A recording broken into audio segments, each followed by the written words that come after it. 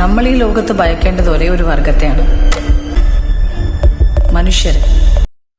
ഈ ഒരു സിനിമ നിങ്ങൾ എല്ലാവരും കണ്ടിട്ടുണ്ടോ എന്ന് എനിക്ക് അറിഞ്ഞുകൂടാ. എങ്കിലും നല്ലൊരു മെസ്സേജ് തരുന്ന ഒരു സീനാണ്, ഒന്ന് കണ്ടു നോക്കി.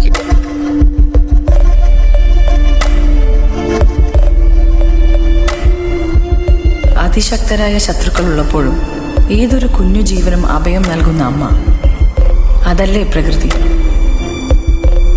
ഇതാണ് ഏറ്റവും വലിയ പാഠപുസ്തകം. നമ്മൾ ഈ ലോകത്ത് ഭയക്കേണ്ടത് ഒരേ ഒരു വർഗത്തെയാണ്, നമ്മളെ, മനുഷ്യരെ. സത്യമല്ലേ? ശരിക്കും മനുഷ്യനെ എതിരായിട്ട് നിൽക്കുന്നത് ആരാണ്? പ്രകൃതിയോ മൃഗങ്ങളോ ഒന്നുമല്ല, നമ്മൾ തന്നെയാണ്.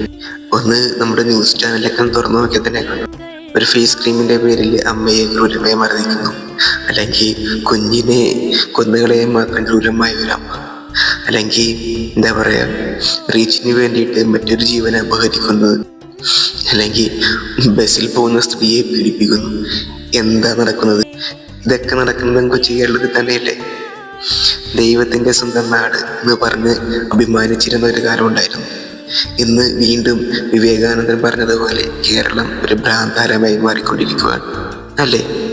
നിങ്ങൾ തന്നെ പറ, എന്താണ് ശരിക്കും നമ്മുടെ നാട്ടിൽ നടക്കുന്നത്? കൊലപാതകം, പിടിച്ചുപറി, നരഹത്യ. മനുഷ്യന്റെ സ്വഭാവം മാറിക്കൊണ്ടിരിക്കുകയാണല്ലേ? ശരിക്കും കാലത്തിനനുസരിച്ച് ആരാണ് മാറേണ്ടത്? മനുഷ്യരുടെ സ്വഭാവ രീതികൾ മാറുന്നതനുസരിച്ച് എന്താണ് മാറേണ്ടത്? നമ്മുടെ നീതിന്യായങ്ങളോ അല്ലെങ്കിൽ നമ്മുടെ വിദ്യാഭ്യാസത്തിന്റെ കുറവാണോ? എങ്ങനെയൊക്കെ സോഷ്യൽ മീഡിയ ഉപയോഗിക്കണമെന്ന് അറിവില്ലായ്മയുടെ ഭാഗമായിട്ടാണോ ഇങ്ങനെയൊക്കെ സംഭവിക്കുന്നത്? അല്ലെങ്കിൽ വിദ്യാഭ്യാസം കൂടിപ്പോയിട്ടാണോ? ശരിക്കും എന്താണ് മാറേണ്ടത്? എവിടെയാണ് നമുക്ക് തെറ്റിപ്പോകുന്നത്? എൻ്റെ ഒരു അഭിപ്രായം പറഞ്ഞു കഴിഞ്ഞാൽ നമുക്ക് വിദ്യാഭ്യാസത്തിന്റെ കുറവാണെന്ന് ഞാൻ പറയും.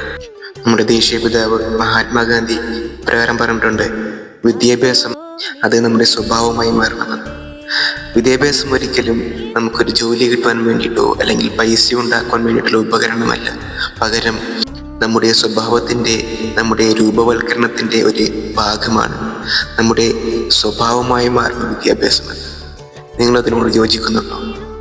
അല്ലെങ്കിൽ നമ്മുടെ രാഷ്ട്രപിതാവിൻ്റെ വാക്കുകൾ നമ്മൾ മറന്നു പോകുന്നതാണ്? എവിടെയാണ് നമുക്ക് തെറ്റിപ്പോയത്? നിങ്ങൾക്ക് എന്ത് തോന്നുന്നു? എന്താണ് നിങ്ങളുടെ അഭിപ്രായം എന്ന് കമൻറ്റിൽ രേഖപ്പെടുത്തുക.